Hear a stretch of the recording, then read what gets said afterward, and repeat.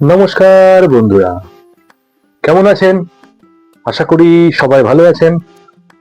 আজকে যে বইটা রিভিউ নিয়ে এলাম সেই বইটা কোনো উপন্যাসের বই নয় বা গল্পের বই নয়, কিন্তু এমন একটা বিষয় বই যাকে ছাড়া আমাদের ছোটবেলা অসম্ভব।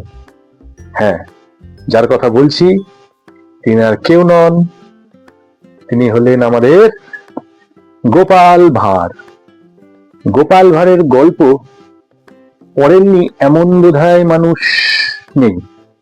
ছোটবেলায় আমিও পড়েছি, আপনারা অবশ্যই পড়েছেন গোপাল ভাঁড়ের গল্প। সেই গোপাল ভাঁড়কে নিয়ে একটি রিসার্চমূলক লেখা লিখেছেন লেখক সুজিত রায়, গোপাল ভাঁড়ের সন্ধানে। যেহেতু আমার একভাবে আমি কৃষ্ণনগরের বাসিন্দা, তো সেক্ষেত্রে গোপাল ভাঁড়ের সন্ধানে যখন বইটি প্রকাশিত হবে বলে জানতে পারলাম, তখন এই বইটার উপর একটা আলাদা আকর্ষণ আমার বরাবরই ছিল।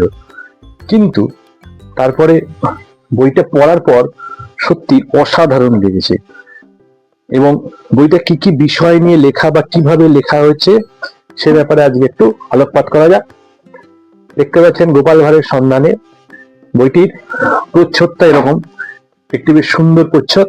কিন্তু এই বইটা দেখে প্রথমে সবার যেটা মনে হবে যে কেন গোপাল ভাঁড়ের সন্ধানে বইটিতে প্রচ্ছদটি গোপাল ভাঁড়ের ছবি নেই। তার কারণ বইতে পড়লেই জানা যাবে। এই হলো বইয়ের প্রচ্ছদ, বুক ফার্মের একটি বুকমার্ক। এই লেখক সুজিত রায়ের লেখা আর দুটি জনপ্রিয় বই, কলকাতা 46, মৃত্যু উপত্যকা আর গুজবে গ্রাসে নেতাজি। এই দুটি বই অত্যন্ত জনপ্রিয় দুটি বই, লেখক সুজিত রায় মহাশয়। এবার দেখা যাক ভেতরে কি আছে। বইটি লেখকের স্বাক্ষরিত কপি, 2/8/2025। আমি এই বইটি বুক ফার্ম থেকে নিয়েছিলাম, 450 টাকা মূল্য। বুক ফার্মের পেজের সম্বন্ধে আমার বলার কিছু নেই, নতুন করে আমরা সবাই জানি বুক ফার্মের বইয়ের পেজ অত্যন্ত ভালো ওনারা করেন, কোয়ালিটি খুবই ভালো করে। ইভেন কভারটাও যদি দেখেন, বেশ সুন্দর পেজ। এই হলো প্রথম, এই বইটি 2022 সালে প্রকাশিত হয়েছিল। তারপরে আস্তে আস্তে প্রথম এটা বোধহয় 2022 সালে না, এটা পরিমার্জিত ভাবে। আর প্রথম যখন প্রকাশিত হয়েছিল এই 2013 সালে। তারপর বইটিকে পরিমার্জিত করে ভালোভাবে বুক ফার্ম এই বছর প্রকাশ করে। এই হচ্ছে একটি ফটো অ্যালবাম, বেশ কিছু ফটো ওখানে দেওয়া হয়েছে। এটা রাজবাড়ি থেকে পাওয়া একটি তৈলচিত্র। মনে করা হয় এই ব্যক্তি হচ্ছে গোপাল ভাঁড়। এছাড়া গোপাল ভাঁড়ের এখন ভগ্নপ্রায় বাড়ি, যেটা মনে করা গোপাল ভাঁড়ের বাড়ি। এই হলো আমাদের কৃষ্ণচন্দ্র রায়ের যে রাজবাড়ির ভেতরে বেশ ভালো ভালো সুন্দর সুন্দর ছবি, বেশ দুষ্প্রাপ্য ছবি। এটা দেওয়া আছে নবাব অলিবর্দী খায়ের ছবি।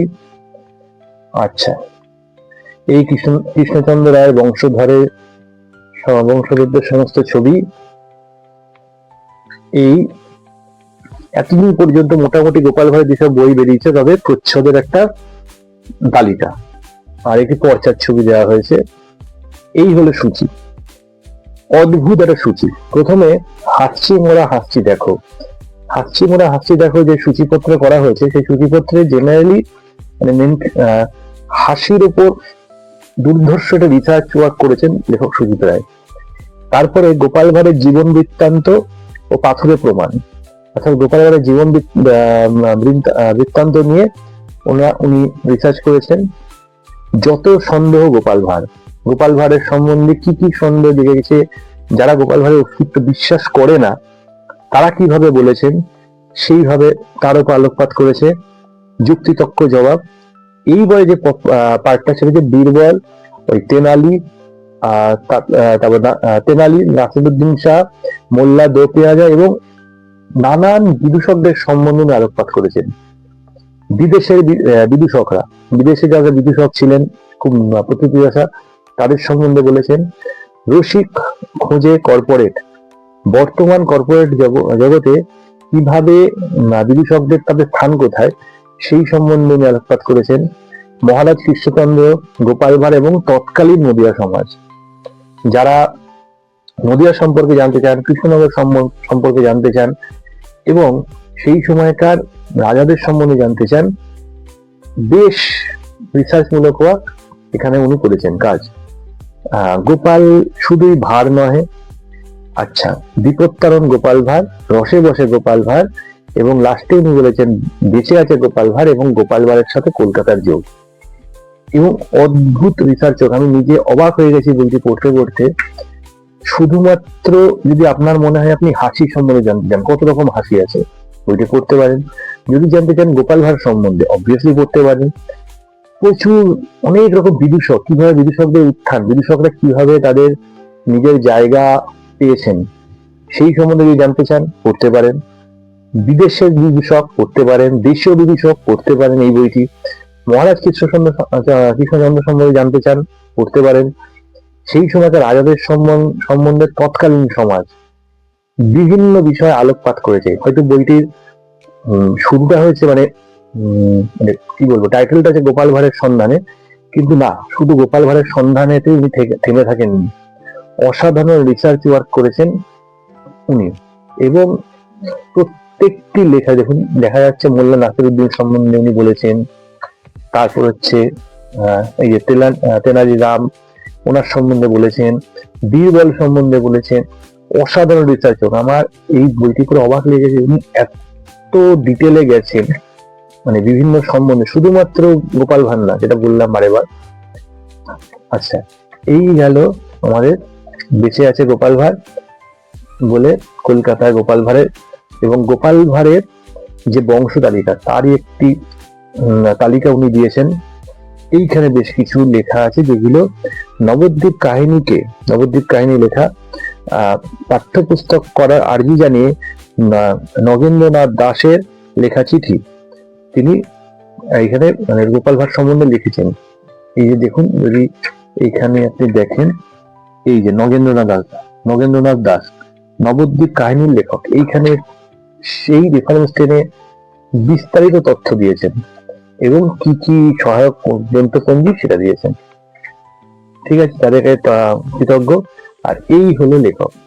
আমি ওনার লেখায় প্রথম কোনো বই পড়েছি এবং যথারীতি আমি মুগ্ধ হয়ে গেছি। অসাধারণ একটা রিসার্চ ওয়ার্ক নিয়ে করেছেন এবং সত্যি কথা বলতে যারা এই গোপাল ভাঁড় বিদূষক সম্বন্ধে কোনো রিসার্চ ওয়ার্ক করতে চায় তাদের কাছে অমূল্য বই এই বইটা। তাই আমি রেকমেন্ড করবো, অবভিয়াসলি পড়তে পারেন। হ্যাঁ, গল্পের মতো, মানে এটা কোনো গল্প বা উপন্যাস নয়। যদি জানতে চান, তথ্য নিতে চান, অবভিয়াসলি এই বইটা পড়তে পারেন এবং খুব ভালো বই। আমার এই বইটা পড়ার পরে অবশ্যই আমার কলকাতা 46 মিত্র পতাকা, গুজবের গাছের নেতাজি এটা পড়ারও ইচ্ছা হয়ে যায়। তাই আজকের মতো এই গেল এই বইটি সম্বন্ধে আমার বিস্তারিত আলোচনা। আপনারা পড়ে অবশ্যই জানাবেন আপনাদের কেমন লেগেছে এই বইটি। যদি পড়ে থাকেন বা আমার রেকমেন্ড অনুযায়ী পড়ে বলবেন যে কেমন লেগেছে। আজকে তাহলে এই পর্যন্ত, দেখা হবে পরের ভিডিওতে। টাটা।